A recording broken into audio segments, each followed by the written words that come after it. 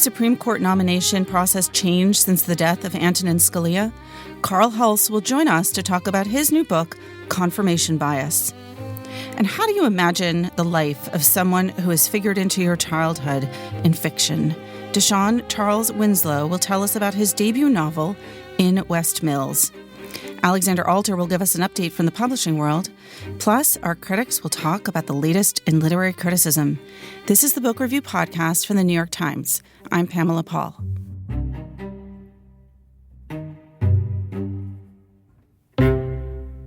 Carl Hulse joins us now. He is the chief Washington correspondent for The Times and the author of a new book, Confirmation Bias, Inside Washington's War Over the Supreme Court from Scalia's Death to Justice Kavanaugh. Carl, thanks for being here. Great to be here. So you are the chief Washington correspondent for The Times. What does that mean exactly? Probably that I've been here a long time. I've been in some capacities with The Times since 1986. I had many positions. I started out as a reporter for the papers The Times owned around the country. I became an editor. I became chief congressional correspondent. I became the Washington editor. And at the end of that, I think they were looking for something for me to do, so they said, now you're the chief Washington correspondent. But I think I do a couple of things in that role. I write a lot about the intersection of Congress and the administration and politics from the perspective of somebody who's been around for a long time. And I also sort of lend myself out to a lot of the other reporters around here to talk with them about how to do their stories and how to approach it, that sort of thing. You also wrote a column called On Washington. How long have you been doing that? Did you originate it or did you take it over from someone else? What do you try to do? Dean Baquet, the editor, actually originated it. We were in a meeting one time when I think I was explaining something to folks like, here's how things really work. And here's why this is going to happen. And Dean said, let's give Carl a column. And so On Washington, to me, is a way to explain kind of the inner workings of things and why things that look like they shouldn't be happening are happening, or why things that aren't happening, why they're not happening. So it's sort of the insider view. You make sense of it all for the people who are not insiders. At least I try to. You've been reporting out of Washington, as you said, for more than 3 decades, so you've seen a lot. Has your job changed significantly since 2016, or is it just sort of just the latest thing? Yeah, I think it's the latest thing. The changes in my job have been a lot about how we deliver the news and how quickly we do the news now compared to when I started here in 1986, which at the time we thought we were really going fast, but we go really fast now.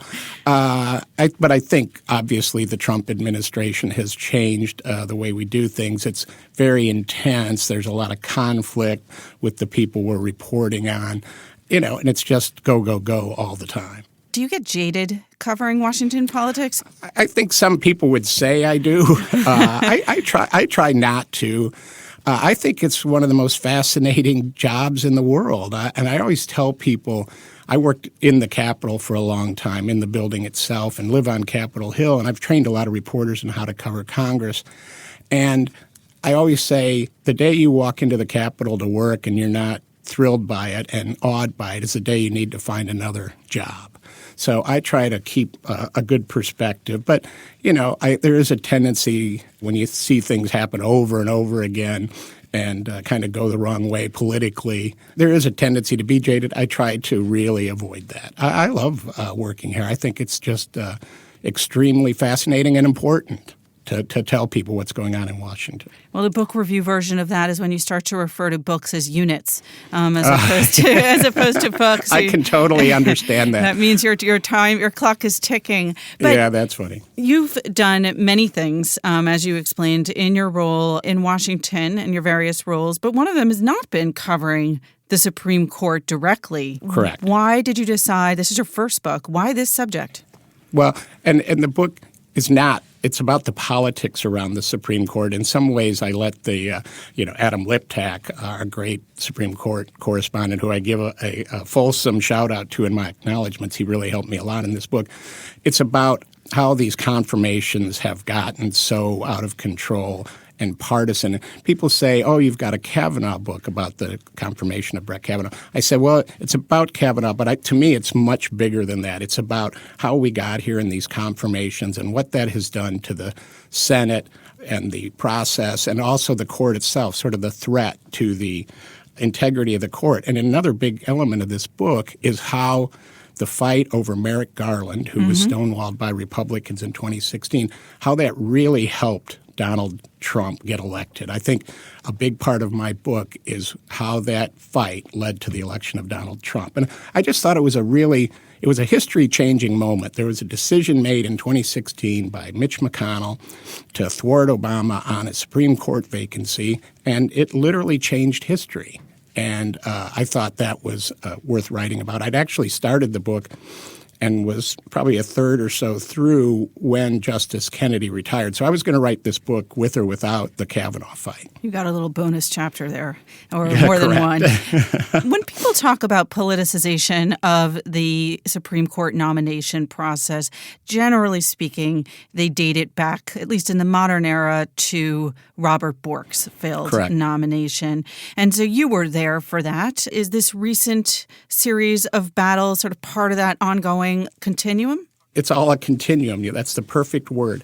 This has really started out even in the 60s over Abe Fortas's nomination to be Chief Justice, and it's been going on and steadily building and building and building, and all these different events have happened to make things worse. One thing that I really point out in the book, I think, is that both sides, and that's part of the title confirmation bias, both sides, Republicans and Democrats, conservatives, progressives, feel they have been wronged in the confirmation fights. And there's been this tit-for-tat series of changes and escalations, and we've gotten to the point where the process is just totally broken down, but you are able to confirm justices now with a simple majority.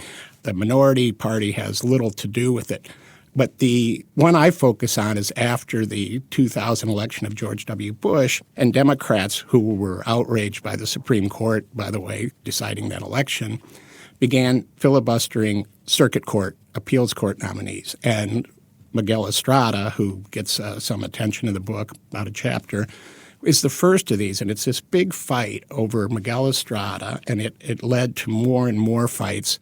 There were some little temporary reprieves, but in 2013, Harry Reid, the Democratic leader, majority leader of the Senate, changed the rules to allow Obama to get some of his judges through on a majority vote, and things just built from there where Senator McConnell blocked Merrick Garland, and that led to Trump being able to really emphasize what he was going to do for the court to bring conservatives behind him, even though they had some qualms about him.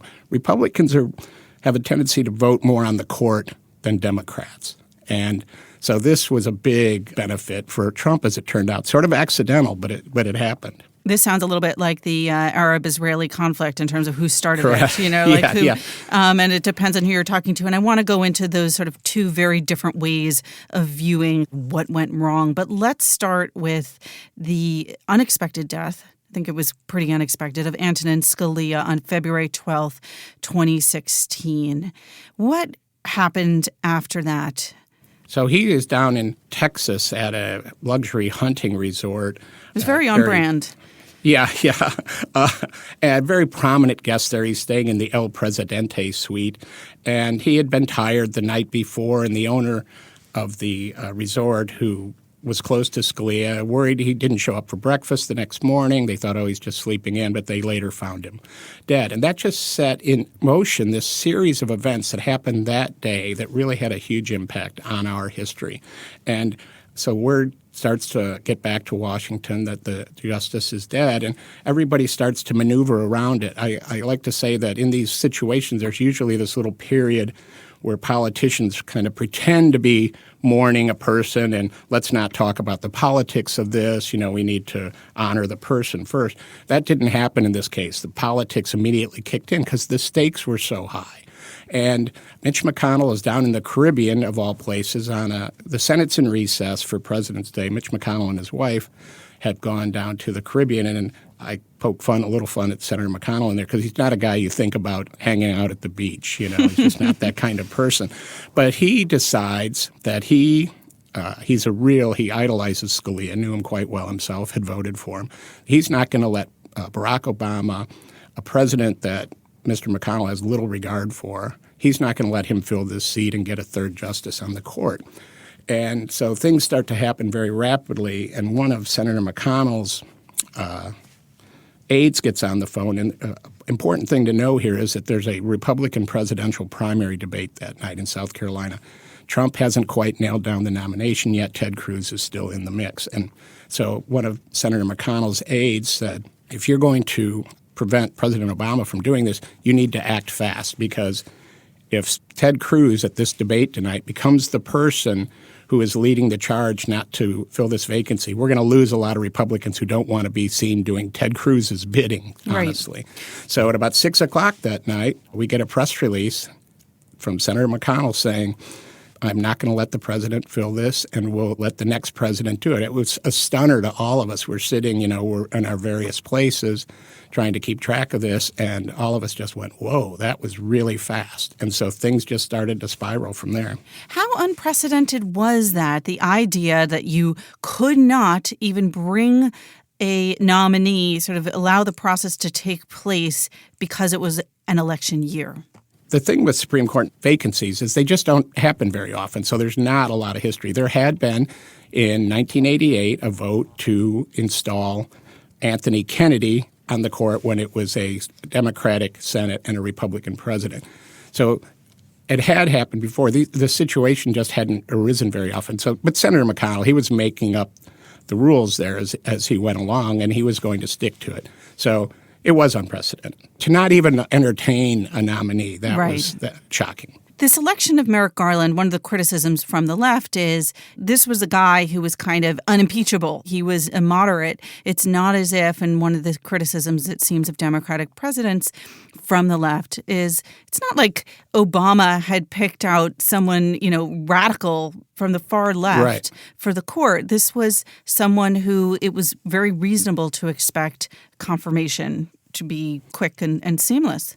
The whole point of President Obama nominating him was that Republicans in the past had indicated they would be open to a guy like Merrick Garland in 2010 when Obama went in a different direction. But Senator Orrin Hatch, a big player on the Judiciary Committee, had said, well, bring us someone like Merrick Garland, who is considered a moderate compared to other potential Democratic nominees. But to Mitch McConnell, it really didn't matter who Obama was going to nominate. He was just determined to block anybody. In fact, Senator McConnell was like, don't even send us a nominee because we don't care who it is. He didn't want it to become about Merrick Garland. Right. They want it to be about the process, not the person. Right.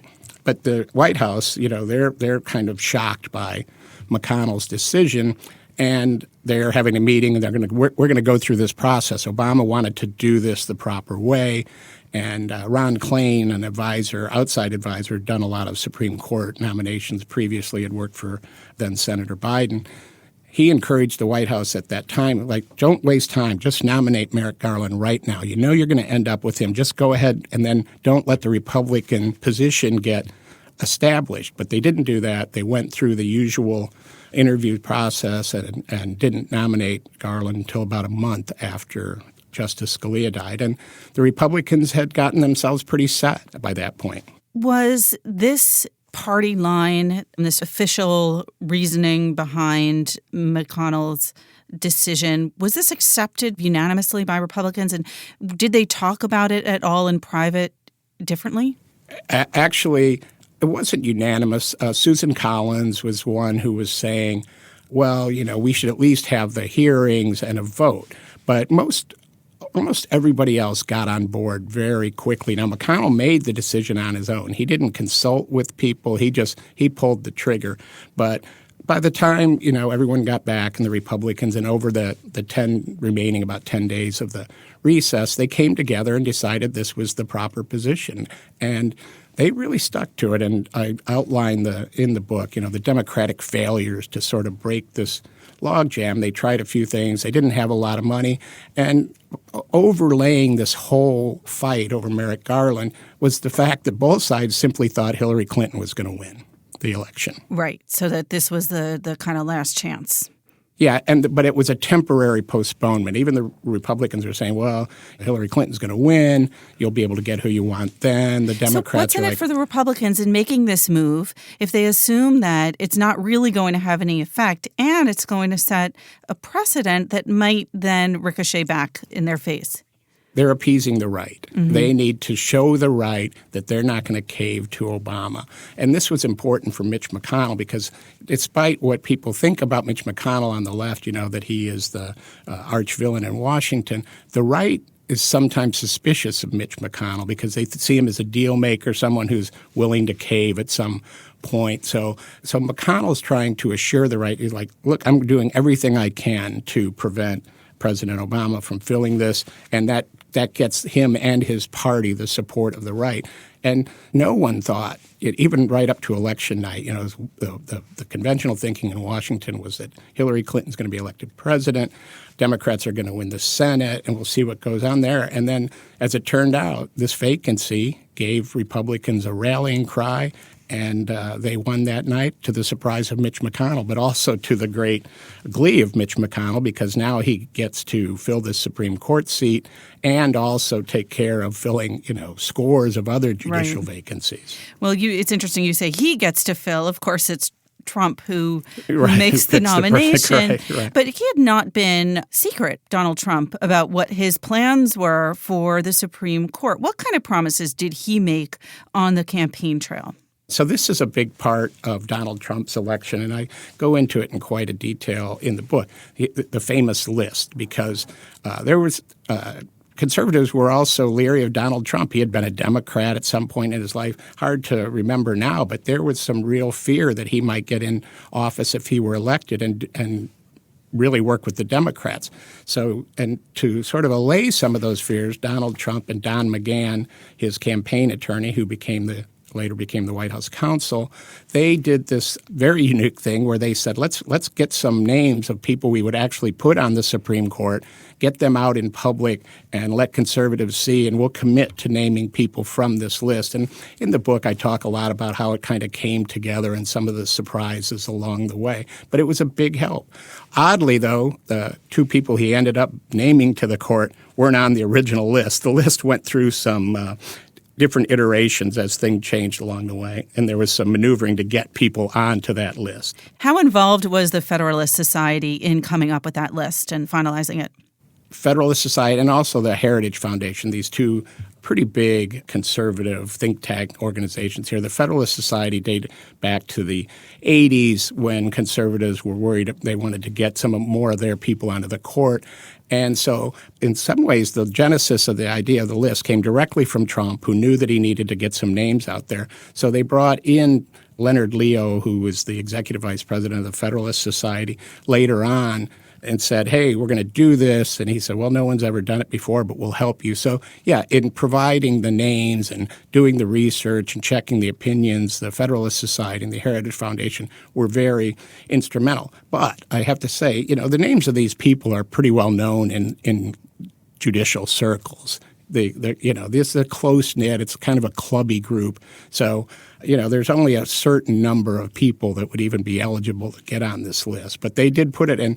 Don McGahn, when he first started doing this, he thought this was going to be a private list that they circulated amongst themselves. And he's at a meeting, the first meeting where Trump met with Leonard Leo, and Trump says, well, let's make this thing public. And McGahn was quite shocked by that at the time, but it ended up working out for Trump. It was a big help. How did he finalize his first nomination, Donald Trump? The thing about Don McGahn, Leonard Leo, and people in the Federalist Society is they are focused right now on what we call deconstructing the administrative state. They want to tear down the power of the federal bureaucracy. So they went looking for people who had written strong opinions on that. Neil Gorsuch, who became the first nominee, was someone who had written and made some rulings directly on this subject, and he really caught the attention of McGahn and Leonard Leo. But Don was also always interested in Brett Kavanaugh. Don McGahn knew Brett Kavanaugh. Brett Kavanaugh had sworn Don in when Don was put on the Federal Election Commission. So Don liked Brett Kavanaugh too, but I don't think they wanted to go. Brett Kavanaugh was a real Washington figure at that time, and they wanted to reach outside Washington. Neil Gorsuch was a federal appeals court judge in Colorado. His mother had been the head of the EPA in the Reagan administration, actually had a bad scandal that happened under her. So he was out there. So they really moved towards Neil Gorsuch because of his opinions and his position that the federal bureaucracy needed to be weakened.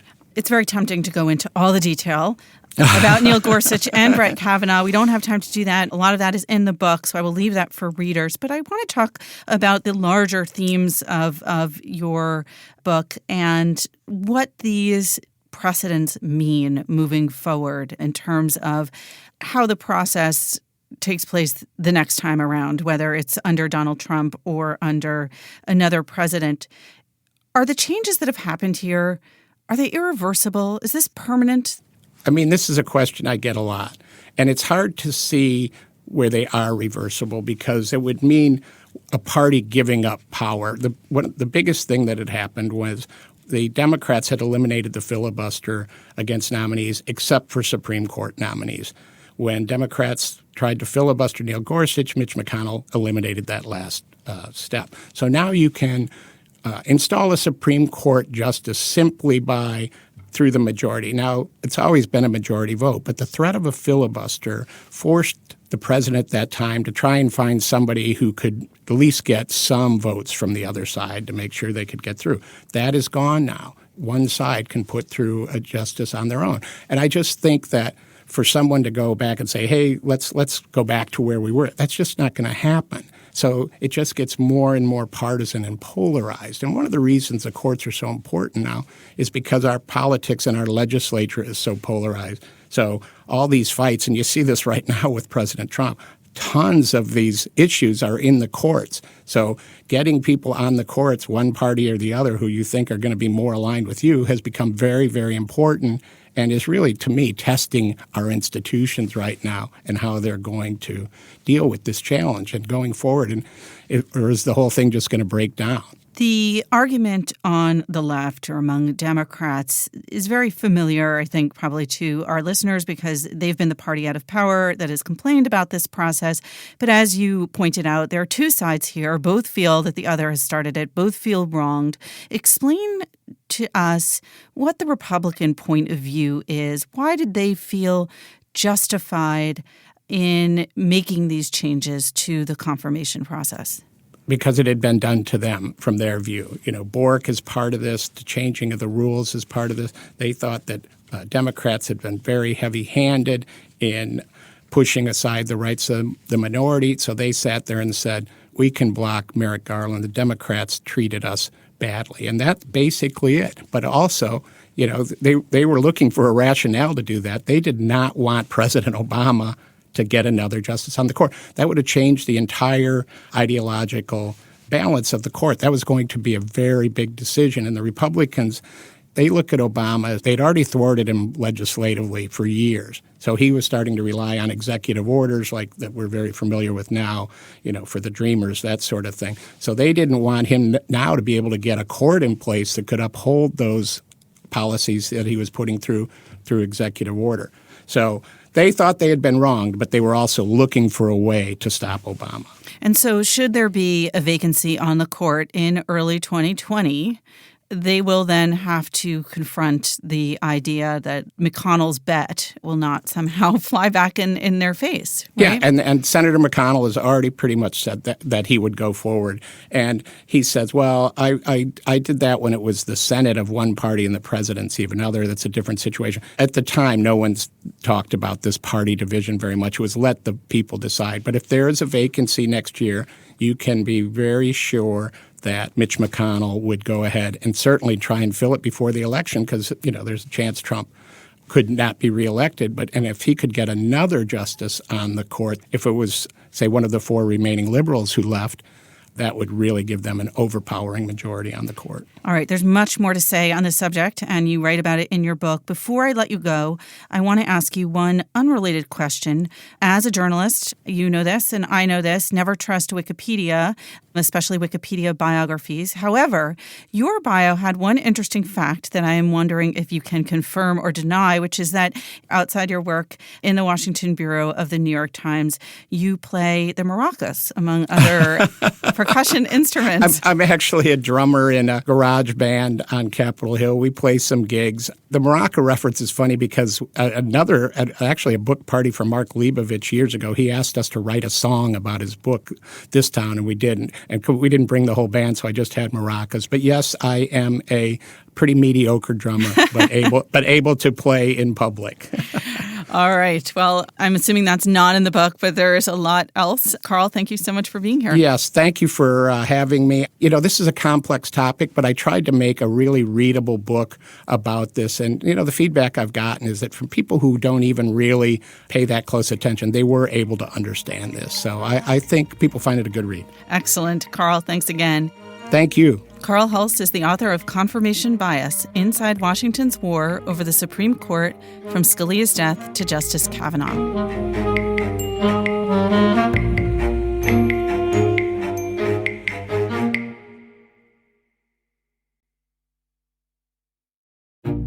So here's a request for our listeners. I get lots of feedback from you, some complaints, lots of kind words. Really appreciate it. You can always reach me directly at books@nytimes.com. I will write back. But you can also, if you feel moved to do so, review us on any platform where you download the podcast, whether that's iTunes or Stitcher or Google Play or somewhere else. Please feel free to review us and, of course, email us at any time. Joining us now is Elizabeth Flock. She is a producer at the PBS NewsHour, which is our partner on the Now Read This book club. Liz is joining us, alas, from the road by phone to talk a little bit about what we'll be reading this August. Liz, thanks for being here. Thanks for having me. So let's talk about what our book choice is going to be for August now that we have finished reading House of Broken Angels.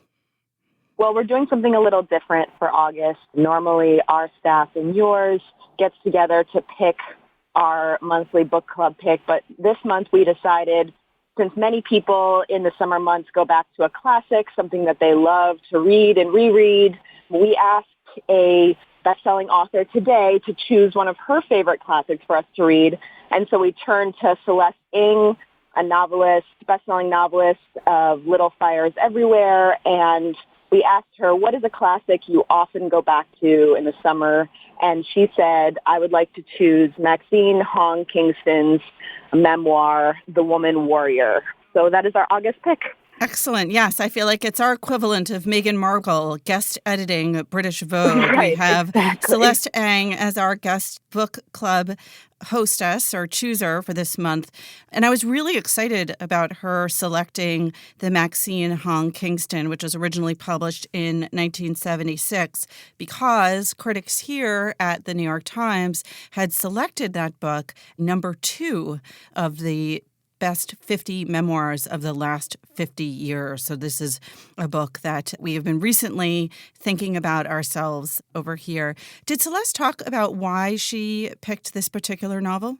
She did. She said that for many years, One Warrior was one of the few places that Chinese American women could really see their own experiences reflected in American literature, that there weren't a lot of places that you could see that, but that even now, 40 years after it was published, that it remained pretty deeply relevant to her, to a lot of questions around immigration and inclusion that we're grappling with today. And she felt that it was just as timely now as ever. All right. Well, that fits the mission of Now Read This, which is to look at books that are covering themes or touching on issues that are resonating somewhere in the news in this country. And I imagine that Celeste may also, not only as a reader, have felt Maxine Hong Kingston's influence, but also as a novelist herself in her 2 books, Little Fires Everywhere and Everything I Never Told You. So how do listeners of this podcast who may not be members of the book club, how do they join the book club? How do they get to be part of this conversation? You can either join our Facebook group online that has about 70,000 members. It's just look up Now Read This on Facebook and you'll be sent right there. Or you can join our newsletter if you don't do Facebook, which is just bit.ly/Now Read This newsletter. All right. Liz, thanks so much for being here. Thanks for having me. Elizabeth Flock is a producer at the PBS NewsHour and our partner on Now Read This, our monthly book club.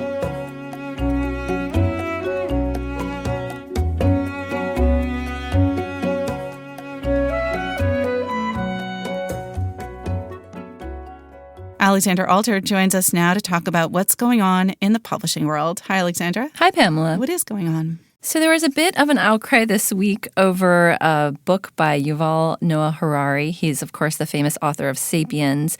And this was a translation of his recent book, 21 Lessons for the 21st Century, in Russian. The reason this controversy emerged is because there was a reader in the Ukraine who was reading a hard copy of the book in Ukrainian, but he switched to the Russian ebook version, and he noticed major discrepancies in how these two different versions described Russia's actions in Crimea, where it has been very aggressive. In particular, there were big changes to a chapter about post-truth, where Mr. Harari was using, in the English version and in the Ukrainian version, Putin as an example of somebody who had misled the public about his actions, particularly when it comes to what he'd done in Crimea, and essentially denying the facts on the ground that everyone could see plainly when it came to, Russian military activity in Crimea. So this emerged, and it was interesting. I spoke to Mr. Harari about it. He wasn't entirely blindsided. I think a lot of times when things like this happen, for example, with publishers in China, authors aren't even aware of the changes that are made to the text because they're not reading the Chinese edition. They sell the translation rights and they sort of never follow up. And it only really comes out if a reader is astute enough to notice the differences. One of the things I thought was interesting is that the chapter on the Crimea was replaced, that was about really Putin and the Crimean post-truth, was replaced with a chapter in analyzing a speech by Donald Trump. Interesting. Yeah. I thought that was interesting too. So when I spoke to Harari about it, he said he had agreed to those changes, and he said he felt like he was replacing that true example with another true example. He wasn't saying anything that was false, and he felt like it was worth compromising because it was a way to reach Russian readers who, if he didn't make this change, wouldn't have access to the book. And he felt like the book overall is very critical of authoritarian regimes, critical of homophobia, of dictatorship, of any effort to crush freedom of speech. So he felt like those messages overall were important ones to spread in a country where there isn't exactly freedom of the press or freedom of expression. On the other hand, he was troubled to learn that there were changes that he didn't approve of or know of. A significant one that he felt very strongly about was there was a change to the dedication of the book where he refers to his husband. In the Russian edition, they changed it to partner. And he said that was very upsetting to him. He's openly gay. It's something he speaks about when he travels around the world, and that was something he hadn't approved of. There was a similar change to a book by Andrew Solomon, The Noonday Demon. In the Chinese translation, they explicitly cut references that he made to being gay, even though he had a contract that said that he had approval over any changes. So I spoke to him about this years ago for a story that I wrote about the Chinese publishing industry and efforts to increase translations and exchanges between the U.S. and Chinese publishing industries. And at the time, he was very upset about it. He'd only learned about it because Penn had done a study of translations. And since then, he's rescinded translation rights and he's commissioned another Chinese translation, which will include those references that were cut. Is this common with translations in Russia and in China in particular? Those are the two examples that I've heard of and that came up with Penn. I do wonder about other translations. If you're trying to get your book published in a country where certain issues are taboo, I could imagine other changes occurring. But it's a very hard thing to track because, it would involve a bilingual reader sort of reading both copies. And I think the reason that this really caught everyone's attention is because Mr. Harari is a very famous author. He's beloved by tech gurus in the U.S., and he has a huge platform. And, it was such an egregious change, particularly for a Ukrainian who said he had witnessed, some of these military activities and aggression and the trauma that it had caused. And so to see that difference between those two texts as he was switching between them was really staggering. So is there any action being taken? So the last time I spoke to Mr. Harari, he said he was going to reach out to his Russian publisher. The Russian publisher is Sindbad. They declined to comment for the story. They said that their main editor was away and wasn't available to comment for several weeks. Mr. Harari said he would reach out to them and get more information and hopefully make some fixes to the next edition if he can. All right. Thanks so much, Alexandra. Thanks for having me.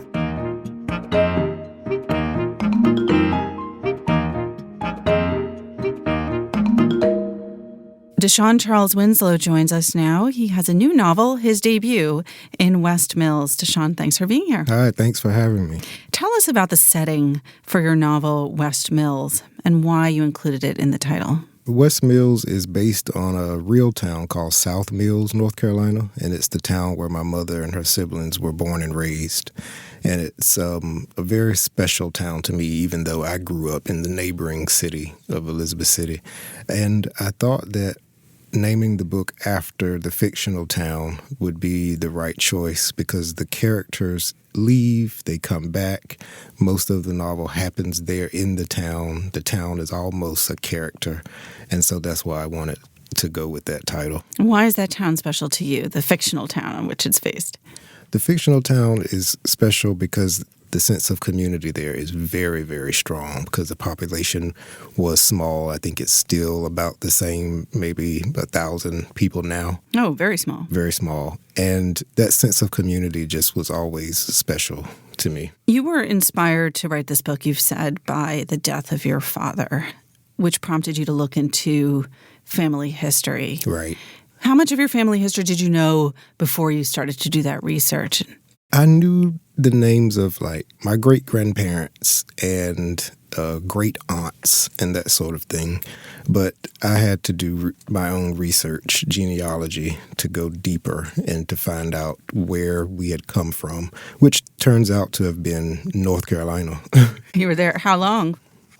As far back as I was able to trace the early 1800s. Wow. Everyone had been born there, if documents were correct. Was the research difficult? Were there holes missing? Surprisingly, not a lot. I mean, it did reach a point where, because in that county, well, both of my parents were from different counties, and one county went back a little further than the other. So I did hit a point where I couldn't go any further. But I didn't really find many holes. I kind of thought I would. It was pretty streamlined. Did you begin that family history research because of not knowing your father that well or not knowing that much about him? Well, I knew my father. He was, he and my mother raised me, but I didn't know much about his lineage other than his parents and his grandparents. That was it. And so, again, was just curious about had we all been born in North Carolina? Had anyone come from maybe the Caribbean at some point? What inspired you to turn to fiction then to write about that history, which in a way you did, even though your characters are not related to you? I couldn't get a hold of a lot of facts in terms of people's personalities and their likes and dislikes. And I turned to fiction because it allowed me to be able to make it up based on what little I did know about maybe like the work they did and that sort of thing. No one kept diaries or anything like that. Right. And the person that you chose to center this novel on, Azalea, not center as it happens, she is not part of your family, but she's based on someone that you actually knew growing up. Who was the real person? Correct.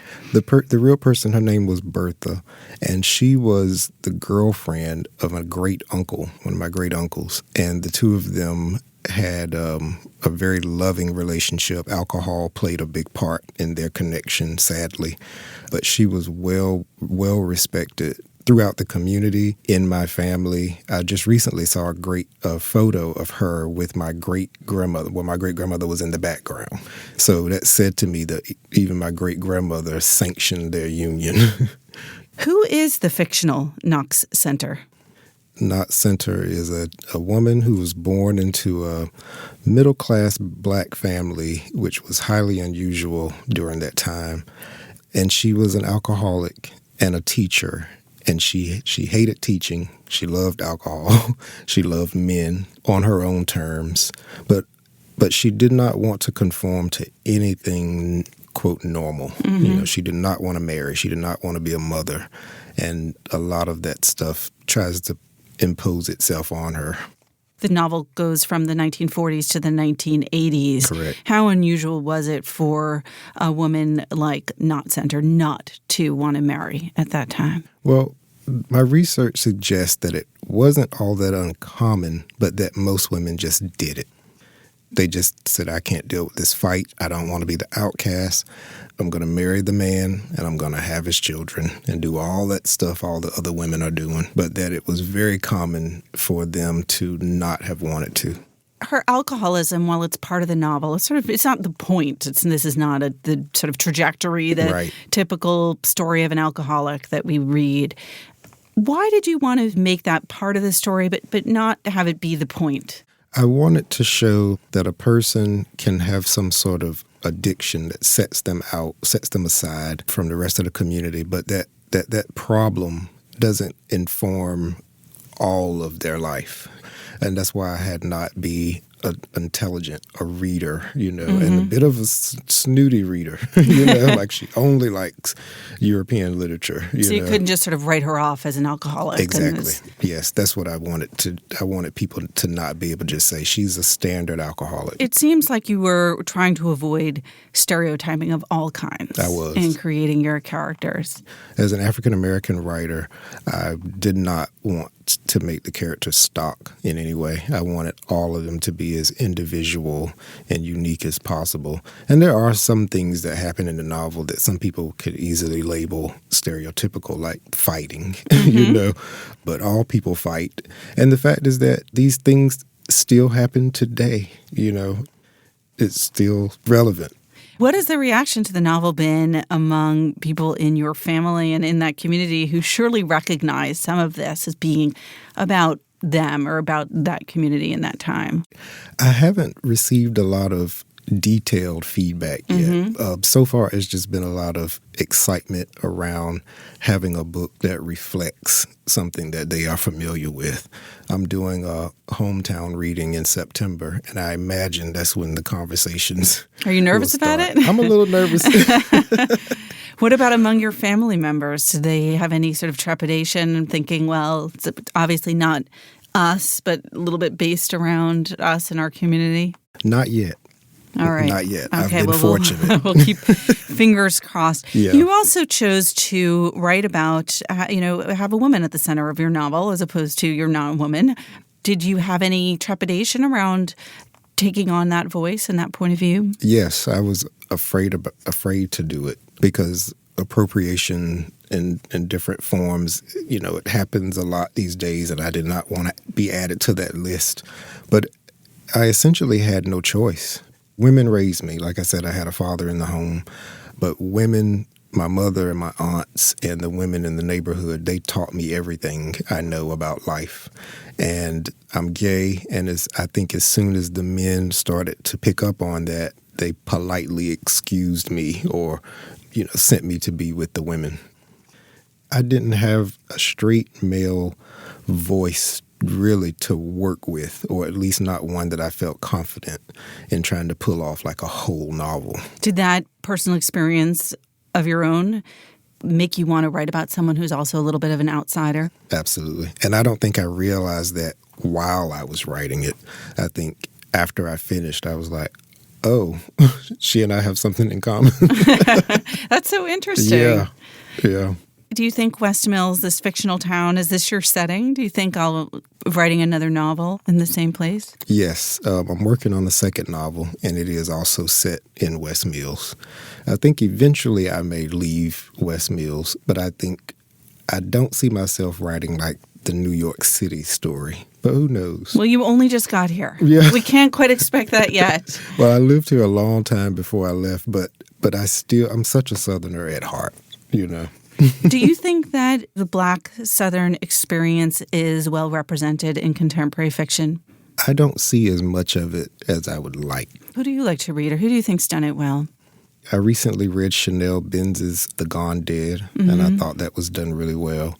Maurice Carlos Ruffin's book, although the setting is not declared to be New Orleans, I think it's implied, and I think that was done really well, the way the characters speak and the things they're concerned with.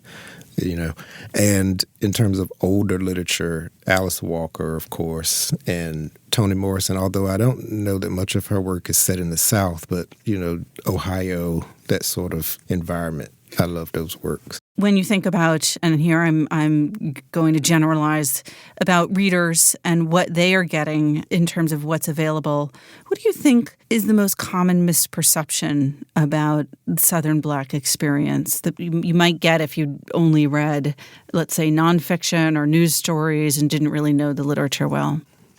I think the common misconception of Southern people is that we are not as educated and that we are stuck in the past, especially where race concerns are. And I do think some of that is true, in terms of the social stuff.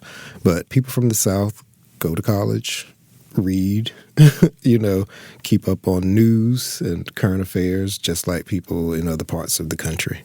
Why did you choose to set this novel in West Mills in that period from the 1940s to the 1980s, as opposed to, say, today in the quote-unquote New South? Largely because I love historical fiction, and I would have had trouble trying to write a novel set in like the 2000s when cell phones and stuff exist, because I want characters to be able to go. I want them to have to go and talk to each other face to face.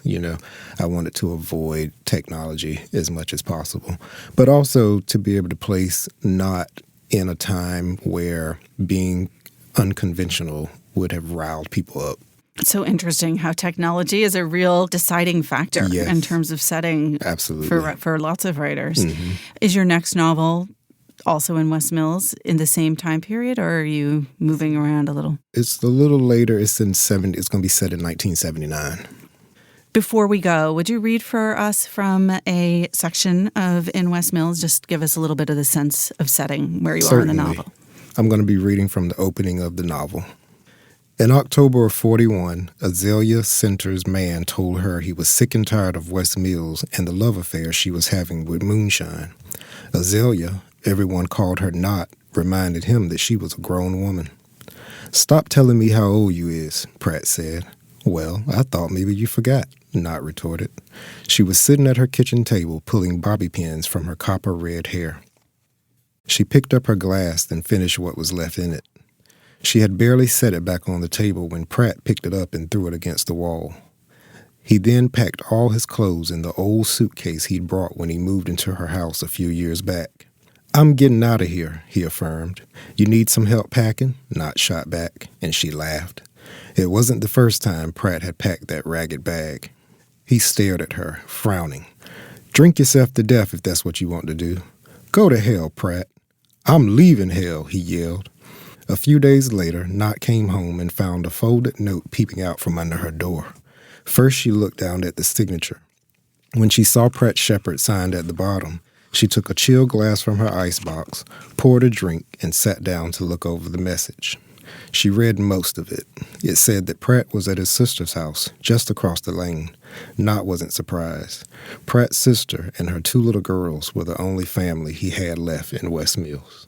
All right. De'Shawn, thanks so much for being here. Thanks for having me. De'Shawn Charles Winslow is the author of In West Mills.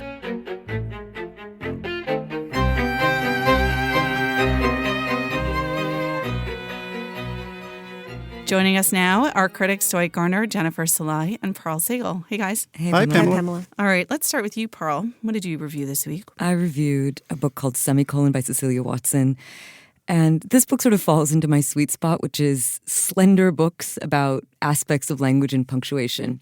But it's a really, despite its size, it's a really deep and interesting look at why the semicolon has always given people such anxiety, why it's made writers so angry. And Watson looks at the evolution of the punctuation, which is a fairly young mark. And for When most was it of it's born? in the 15th century, so 1492, I think.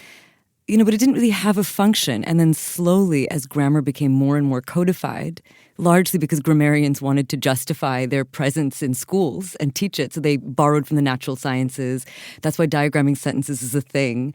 They wanted to sort of associate it with laws and rules. And then the semicolon was given two primary functions, which have driven writers crazy and students crazy. And so she wants to look at why it bothers people, and then also the beauty of this mark, this technique which allows Melville to write Moby Dick and Woolf to write To the Lighthouse, this technique which allows writers to, really create these beautiful, long, sonorous, enveloping paragraphs. Can we put our cards on the table here for a moment? Okay, just semicolon, and already I've staked a claim here because others here believe it's semicolon. I don't really know. But pro or con, Dwight?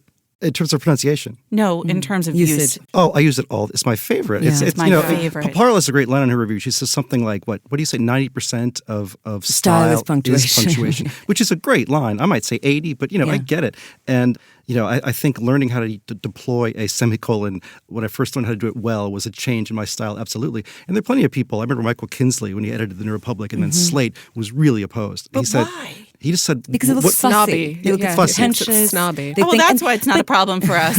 But then there's also this idea, especially in American prose, which sentences should be short and muscular and clean and direct, and anything else is frou-frou and... Sissified. It's I I love my the God. gendered question that comes into but all of this. It allows for shading, and I think what I also write in the review is that semicolons also allow for a certain kind of thought. You let one sentence bleed into another and ripen and sort of twist it and get deeper into it. So there are all kinds of, I think, psychological effects it creates in the mind of the reader. Jen, you're Canadian. How do you feel? About the semicolon? Yeah. How do your people versus feel? the muscular Americans who are so we don't care so opposed. much about muscular American stuff. I really like the semicolon. And, I remember when Michael Kinsley was really against it. I remember the Kurt Vonnegut quote, seeing that before, and not really understanding what all the anxiety the Vonnegut was about. quote, just for context, is it only exists to show people that you've been to college. Right. And it's like yeah. this first toy. I mean, all the other bits of punctuation are pretty standard. They're clunky shoes, and here comes this thing that's really stylish. And it's like this that first you really don't stylish. Need. Absolutely, you don't really But need you it. do need it after a while. As long as we're here, shall we say something about the M-dash? Oh, gosh. I love the M-dash. I'm addicted to the M-dash. The Where's Times- John? John will tell you how many M-dashes he has to clean out of my Well, I review. have to. I confess that I was prompted to that question by a certain editor of yours. Oh, really? John About my love of the M-dash? Yes. I love the M-dash. I love it too. And when I first started working at the Times was pretty opposed to it. I had most of my M-dashes stripped out for most of the early parts of my career. And I took a lot out as an editor because that was just the house style. I think they're loosening up a bit more, would you say, Pamela? I would say. Thank you for saying. Yes. And I'm glad to get more in myself. What marks do you guys overuse? Or tics? What are your tics? You, Jen. I mean, I do think that I tend to lean pretty heavily on the semicolon, which just because it's so versatile. I mean, I think it feels like I can use it anywhere, which is definitely not the case. And I do like an M-dash, 2 M-dashes, but yeah, probably both of those marks would be my favorite. Have you guys fallen victim to the overuse of the exclamation point, not in things that you're writing, for the New York Times, but in correspondence? Because I like emails. You have to use it. Otherwise, people You think you're sound mad. like a jerk if you don't. You cannot say thank you with a period. It's obviously sarcastic. Or you can elongate the U. Thank you with thousands of U's. You have to excessively... Tom Wolfe would have been so happy. We're all writing like he is now, or like he did. Jen, what did you review this week? So this week I reviewed a book called Gods of the Upper Air by Charles King, who's a professor at Georgetown. And it's a book that's essentially a group portrait of the anthropologist Franz Boas and his circle, or really focusing on a few women who were part of his circle, the women that he taught. And, Franz Boas was born in Germany in the mid-1800s, and then he came to the United States, and he had a hard time finding a job, but eventually he settled at Columbia, and he really trained a new generation of anthropologists to resist what was considered mainstream science at the time, which essentially supported programs like eugenics, white supremacy, using measurements to argue that certain races were superior or inferior to one another. The overall argument of this book is essentially that Boaz and the people that he taught and worked with, like Ruth Benedict, Margaret Mead, Zora Neale Hurston, Ella Deloria, that they all really introduce this notion of cultural relativity into our understanding of different cultures, which, as we see now in our current moment, it's still a notion that I think a lot of people struggle with. But, how this sort of group of people working at a time when the mainstream science was totally inhospitable to their ideas, how they really sort of changed our understanding of who we are, who other people are. And it was really a fascinating book. I should also say that, one of the things that King points out is that women especially were drawn to Boaz's teachings because this was a time when a lot of misogyny was sort of bolstered by so-called scientific arguments, which weren't scientific at all. And so, for instance, somebody like Margaret Mead, she could actually go and talk to women. And so, her book Coming of Age in Samoa was really focusing on the adolescence and sexuality of young women, which was, I think, something that was hard to do before then when it was mostly a profession that was dominated by men. It was actually interesting. Yeah, and it was actually interesting. I was thinking about this when I was reading your review, Dwight. I reviewed a new. It's an anthology, and it's quite a good one. It's a collection of essays by 19 Arab and Middle Eastern female journalists. It's called "Are Women on the Ground? Essays by Arab Women Reporting from the Arab World," and it's been edited by a Lebanese British journalist named Zahra Hankir. And it's a fascinating book. It's about women trying to report from some of the most repressive places on earth. And they spread the essays around really well. I mean, some of these women work for NPR and the New York Times and Al Jazeera or Bloomberg. And others work for tiny websites or just post on social media or are freelance photographers. And it talks about the unique dangers women face reporting for some of these countries. As one of them says, I would be just a prize for ISIS or for some other terrorist group. I am just exactly what the enemy is to them. And one thing I liked about these essays is that they're very real.